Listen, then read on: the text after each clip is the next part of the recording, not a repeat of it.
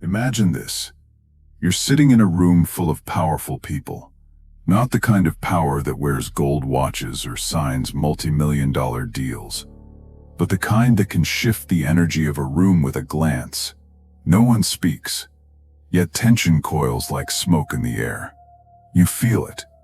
The eyes scanning, the judgments forming, the unspoken games already underway. You open your mouth to speak, to assert yourself. But then you notice something unsettling. The most powerful person in the room says nothing. They don't fidget. They don't smile. They don't seek. They observe. And in their silence, they are winning. You feel it in your chest. The quiet panic that maybe the game was never about who speaks loudest or who has the best argument. What if silence was not maybe the real game is being played beneath the surface? What if everything you've been taught about confidence, communication, and influence was a carefully designed distraction meant to keep you reactive, performative, predictable? What if the loud are not brave but baited? In a world obsessed with expression, the true power may lie in restraint, not submission, not avoidance, but a deliberate, calculated stillness, a kind of spiritual jujitsu that turns the world's frantic energy into your personal advantage. Nietzsche once wrote, "He who has a why to live can bear almost any how." But what he did not say is that the greatest how is not always action, it's perception. The how is in how you see, not what you do. And when you learn to see through the illusions others are still hypnotized by, you hold the sword without ever having to draw it. But ask yourself this: why do you feel the need to respond so quickly in conversation? Why does silence in social situations feel unbearable, even shameful? There's a war happening. Why does eye contact with a stranger feel like a threat or a test? Why do you keep trying to prove something you don't even without ever realizing it? Look around. The modern world rewards those who speak often, but punishes those who think deeply. We've become addicted to expression and allergic to contemplation. We perform identity like actors, terrified the audience will leave if we pause too long. But who gave them the script? And why are we still auditioning? Imagine walking into a room and not adjusting yourself, not your posture, not your tone, not your energy to match the people around you. Imagine simply being, with an intensity so calm it disrupts everyone else's performance.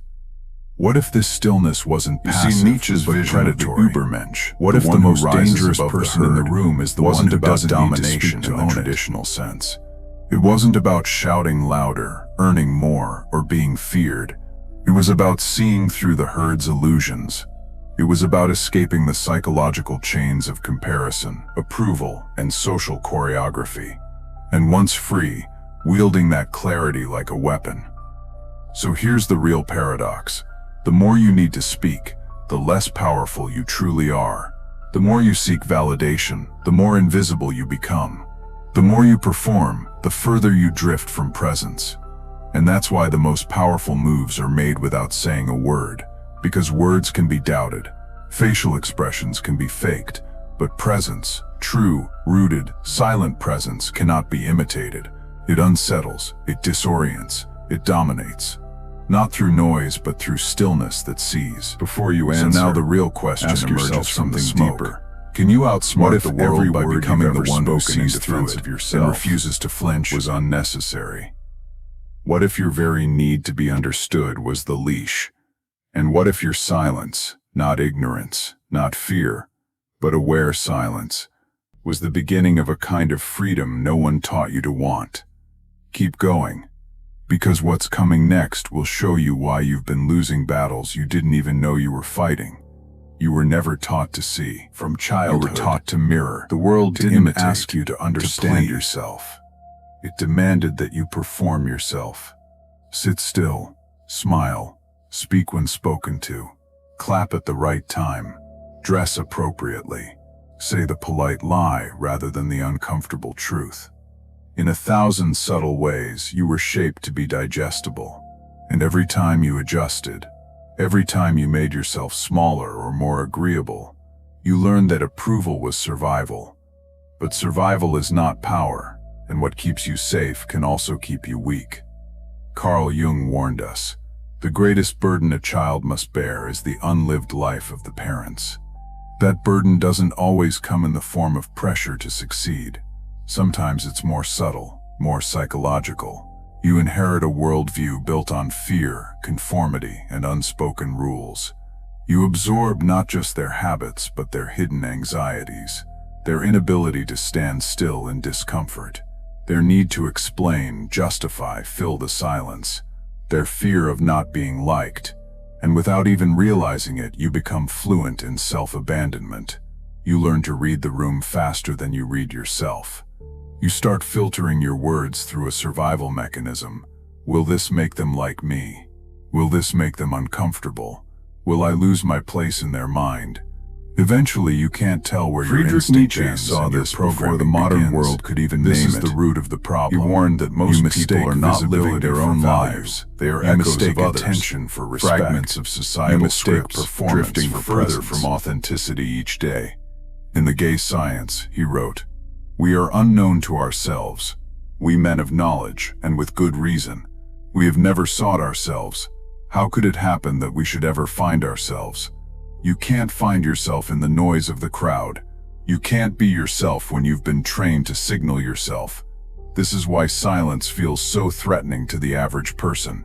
Not because there's nothing to say, but because without noise, there is nothing left to hide behind. Silence is exposure. Silence is raw. It strips you bare. And in that exposure, your greatest fear is revealed. You might not know who you are without the act." Arthur Schopenhauer took it even further.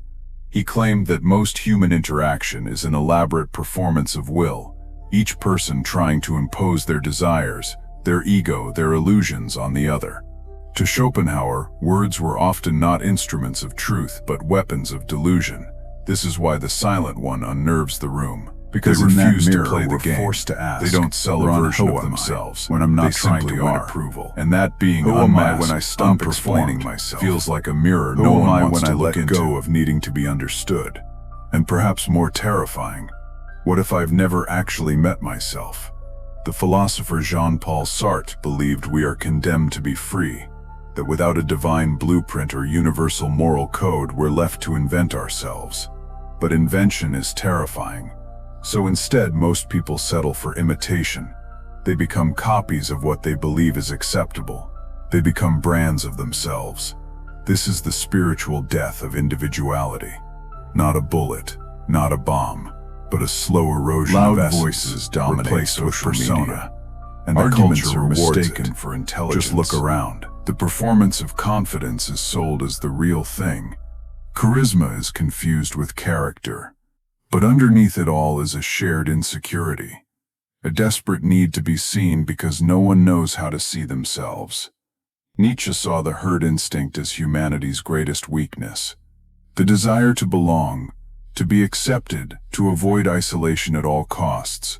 He believed the truly evolved individual, the Übermensch, must go through a psychological crucifixion.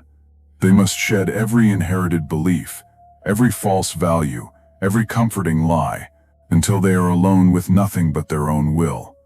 And from that place something unshakable is born. But most will never go there, because it's easier to talk than to face the silence. It's easier to pretend to be strong than to discover the depth of your own fragility. And it's easier to fit in than to risk standing so still that the world mistakes you for a threat. You see, this is not just about body language or dominance tactics. This is about reclaiming your psyche from the programs that hijacked silence long enough. It's about undoing the false self you built to survive a world that rewards noise and punishes stillness. You will always be explaining yourself to people who don't even see you. You will always be performing, and the truly powerful never perform. They possess themselves. So the next time you enter a room and feel the need to adjust, to charm, to impress, ask yourself, whose game am I playing? Whose voice am I speaking with? And what would happen if I said nothing at all? Now that you've seen the root, how deep the programming goes, you're ready to see its consequences. And once you do, you'll never see the world the same way again. It becomes the norm. There's a kind of madness you can see it in every conference call where people talk over each other but say nothing. in every first date where both parties perform curated versions of themselves, in every influencer's eyes when the camera turns off and silence rushes in like a flood. That silence is not peace, it's a confrontation. And most people would rather drown in noise than face what rises in that stillness. But here's the brutal truth. Most people don't want truth.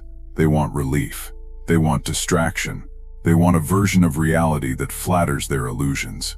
And silence offers none of that. Silence, real silence, reveals. It reveals what you've buried under busyness, what you've evaded through endless dialogue. And in that exposure lies a terrifying reality. 1. You may have built an entire life avoiding yourself. Every time you seek validation before consequences of this. Every time you look outward to know what to say, how to feel, or whether you're right, you erode your inner authority. Slowly, your intuition is overridden by algorithms.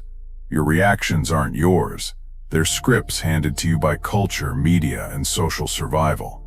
You become a node in the hive mind, not a thinker, not a creator, not a presence. Just another mirror reflecting mirrors. No source, no center. Psychologically, this breeds chronic insecurity, masked as ambition. You chase achievements not for their meaning, but to silence the anxiety of not being enough. You speak louder, not because you have something to say, but because the silence is too loud inside. The cult of perception. This is not living. This is buffering, a society where perpetually loading a self that never quite arrives. You are taught to be perceived, liked, followed, praised, not to exist in a meaningful way. Your silence becomes threatening not just to others but to yourself, because it interrupts the performative feedback loop. No likes, no nods, no applause. So what happens? You compensate.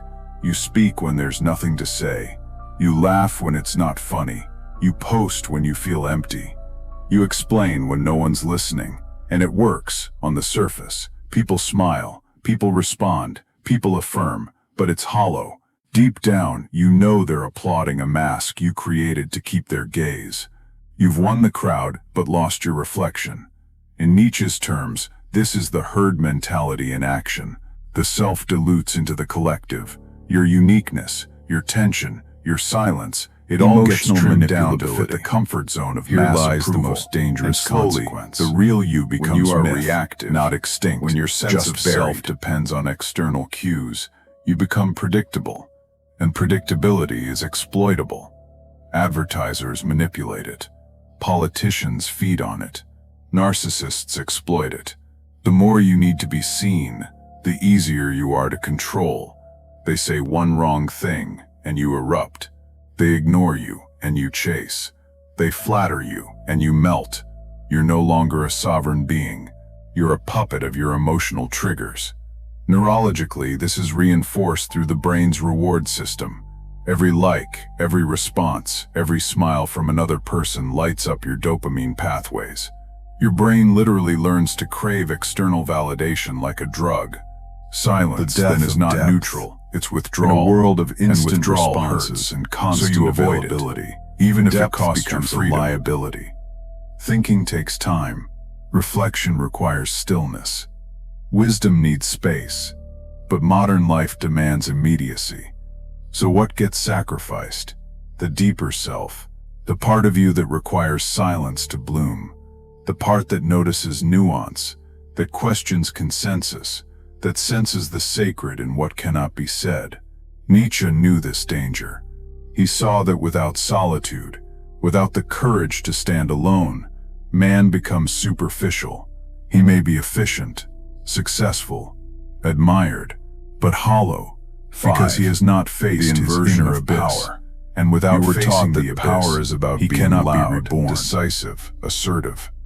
But in reality, the most manipulative people often appear passive. The most dangerous minds speak the least. Because power isn't about visibility, it's about leverage, psychological leverage.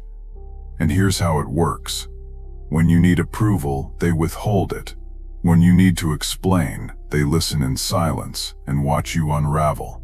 When you try to dominate with volume, they underwhelm with presence. And you crumble, not because they overpowered you, but because you overexposed yourself. In strategy, what you reveal becomes a liability. And most people reveal everything through nervous laughter, oversharing, fidgeting, the constant need to fill silence. But the silent one, they give you nothing. They are the blank page onto which others project their fear, desire, insecurity. And by watching, truly watching, they gain the ultimate advantage, understanding. Not the kind of understanding that can be Googled, the kind that lets them see through you while you're still trying to be seen. That is the real meaning of Nietzsche's phrase, if you gaze long enough into the abyss, not about the abyss silence gazes back into you. This is not silence horror, as sovereignty. insight. Because You until become you can the sit abyss, with your own mind the calm, without silent, flinching, infinite awareness until you can that walk others into fear a to room face. and let others spin their webs while you remain still, until you can choose when to speak, Not from fear, but from knowing. you are still a servant of the noise. But once you cross that threshold, once you reclaim your stillness, you stop reacting and start observing. You stop performing and start seeing. And in that shift, the entire world changes. Because now, you are the one who cannot be read. You are the one who cannot be baited. You are the one who holds the Power silence begins and makes when you others stop listen. needing to be understood. And that is That's when the where real rebellion transformation starts. begins. Not in screaming louder, not in arguing better, but in stepping back and withdrawing your need to be seen. You stop feeding the machine. You stop playing the role. You stop performing your existence. And in that stillness, something ancient stirs inside you. But let's be honest, breaking free isn't glamorous. It's brutal. It doesn't feel like a breakthrough. It feels like dying. Because the first thing you must kill is the false self. The self that was stitched together from expectations.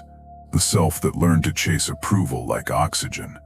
The self that kept speaking, hoping someone, anyone would Step finally 1. say, I see Cut the you. need to explain. You don't liberate yourself by Every adding. time you You explain do it by yourself, subtraction. You reinforce the idea that your worth is on trial, that you need to justify your choices, that you need to convince others to accept your truth, that your inner compass is not enough. But here's the rebellion. You don't owe the world an explanation for your existence. Think of the people who move differently. They say less, but when they speak, every word lands like a hammer. They don't chase being liked. They don't soften themselves to avoid tension. They let the discomfort exist, and because of that they shape reality rather than reacting to it. This is not arrogance, this is ownership. Ownership of their identity, their silence, their narrative. You don't have to tell people who you are. You just have to Step be 2. it, consistently, Master the art of unshakably. presence. Let others Presence is decode not you. posture. Let them wonder. It's not eye That's your contact. power. It's not how you hold your shoulders. It's energetic gravity. A calm intensity that says, I am not here to prove, I am here to observe. You cultivate this through detachment, not indifference. Detachment. You watch without reacting. You notice without chasing. You hold eye contact, not as a challenge, but as a mirror. And most people can't stand their own reflection for long. Because when you stop reacting, they're forced to confront themselves. This is where Nietzsche's ideal emerges. Not as some stoic, emotionless statue, but as the fully formed individual who has integrated their chaos, mastered their emotions, and transcended the compulsion to perform. The Ubermensch Step 3. doesn't dominate through Practice control. tactical He silence. dominates through transcendence. There are moments in life he is when above the silence game becomes because the he most no longer violent needs act to of play resistance. When someone insults you and you say nothing. When someone demands an emotional reaction and you stare back with unmoved eyes. When the world baits you into noise and you refuse. In these moments, your silence isn't passive. It's strategic. It communicates. I am not controlled by you. I am not here to feed your illusion. And make no mistake, it's disarming. People are addicted to reaction. They provoke to validate their control. When you don't respond, their grip weakens. They question themselves. They unravel. This is psychological warfare, but without manipulation. It's the refusal Step to 4. engage in meaningless power Disengage from struggles. the herd. It's the The decision herd to wants stand you so loud, still that you become predictable, uncatchable. visible. Because predictable people are easy to manage. So disengage. Don't gossip. Don't overshare. Don't seek validation for every step you take. Move in silence. Build in silence. Heal in silence. Love in silence. And when you do speak, let it be rare but thunderous. Let your words disrupt the simulation, not decorate it. Nietzsche once said, "A thought comes when it wills, not when I will." In other words, insight doesn't arrive through effort, it emerges through space. And space can only be created by silence. So give your mind space. Withdraw from the noise long enough Step to hear 5. your own voice. Embrace Not the discomfort. voice that was trained to impress. Here's the hardest but the part. one buried beneath True it. silence Waiting. will Burn at first. Because the moment you stop performing, all the suppressed fear, shame, and insecurity will rise to the surface, and you'll be tempted to run back into the arms of distraction. Don't. This is your crucible. This is what Jung called the shadow, the part of yourself you've spent a lifetime avoiding. To reclaim your power, you must look it in the eyes, face the feeling of being misunderstood, rejected, ignored. Feel the tremor in your chest when you don't rush to fill the silence. Let it all come. Because on the other side of that storm is you, raw, stripped, unshaken. The authentic self is not born in applause. It is born in aloneness. Step 6. Not loneliness. Build the Unspoken unspoken identity. The sacred space There is where a you kind no of longer identity beg the that world does for not need permission to be to advertised. exist. It exists in your energy, in your gaze, in your silence. It is not worn, it is felt, and it cannot be taken from you. This is the identity of those who carry stillness like a sword. They're not trying to be mysterious, they simply are. They don't fear rejection because they don't chase belonging. They don't flinch when misunderstood because they are not trying to be decoded. They are sovereign. You were not born to be digestible. Once felt, ruins you for anything else. Replica. You are not a soundbite or a trend. You are a mirror, a storm, a stillness that terrifies the shallow, but you must earn it. Not through volume, through restraint. Not through performance, through presence. Not through control, through clarity. The world will try to bait you into speaking, explaining, defending, smile, say nothing. You've already won. At the end of it all, there's a realization so quietly devastating, and in so that quietly whisper, liberating. your entire that when it hits, it worldview doesn't rearranges roar, it itself. whispers. Not with fanfare, not with drama, but with a calm so profound it feels like standing in the eye of a storm. Here it is. You were never in competition with others. You were only ever in competition with your own noise.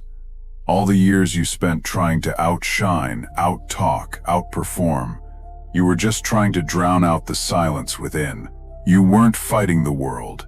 You were fighting your own inability to be with yourself. And now that you've stopped running, now that you've burned the costume and let the performance die, you're left with the truth most people will spend their whole lives avoiding. Silence is not empty. Silence is everything. It's the only place where the real you remember lives, who you were before not the the one world crafted told you by who to trauma, be. expectation, The child or who applause, sat alone but and the one who dreamed. remembers, the teenager who questioned what others accepted, the part of you that watched the performance long before you knew you were in it. That part still exists. It's always existed. But it was buried beneath layers of noise. Noise from parents who projected their fears. Noise from teachers who confused obedience with intelligence. Noise from friends who mistook conformity for connection. Noise from a world that profits when you forget yourself. But now the noise is gone. Now you hear something else, something terrifying and divine. Stillness. And in that stillness, you meet a version of yourself that doesn't need praise, permission, or explanation. A version of yourself that doesn't chase love because it is love, that doesn't fear solitude because it is whole, not a tyrant. You meet the sovereign but a self, being who has conquered the inner chaos and emerged as their own authority. You realize the world has been speaking a language of fear. Every conversation is coded. Every expression, every posture, every tone, wrapped in subtle signals of insecurity. People speak not to share, but to be reassured. They ask questions not to learn, but to be liked. They argue not to win, but to matter. And you've stopped speaking that language. You no longer speak to fill space. You no longer respond to be seen. You no longer perform emotions you don't feel. You've become fluent in stillness. And in doing so, you've transcended the social simulation for what it really is. You're no longer in the marketplace of identity. Not words. You're the one walking past it, but self-possession. True power is the ability to stand fully inside yourself without needing the world to echo you back. It's the ability to be silent, not because you have nothing to say, but because you don't need to say it. It's the ability to walk into a room and not search for your reflection in other people's eyes, because you already know who you are. The kings who need thrones are not kings. The leaders who need followers are not leaders. You've now entered a rarefied the confident space, who need to speak, a state of sovereign detachment where every gesture is intentional, every silence is filled with presence, and every move is made from truth rather than fear. You no longer chase influence, you radiate it. My flight zai fei, longar, lash vermicheling tumojang. My vlod in my gore aid menamik uogs bet for me seer. Like gravity, like wind, like silence itself. They walk through the world with no agenda, and yet everything bends subtly around them, because they've become unpredictable, unreachable by manipulation, untouchable by drama. They are not moved by flattery. They are not baited by conflict. They are not diminished by solitude. You know the final, most devastating truth. They simply were always free, and because of that, the chains weren't real. Free. The scripts, the shame, the social rules, they were never laws, just consensual hallucinations, inherited and repeated until they felt like truth. But now you see, you were always one breath away from freedom. All it took was silence. All it took was refusal. Refusal to perform, refusal to explain, refusal to become digestible. The bars of the cage were made of your own speech, and the moment you stopped talking just to exist, the door vanished. So now, you are not becoming powerful. You are remembering that you already were. You don't need to make a checklist. You don't need to overthink it. You just need to stop fleeing your own presence. Let the world talk. Let it chase. Let it orbit. You remain still, and in that stillness, you become the quiet storm. The mirror that makes others tremble, the silence that cannot be ignored. Because now, you are not trying to outsmart anyone. You've outsmarted the very need to play the game. And that is the ultimate form of intelligence. Not to win, but to transcend.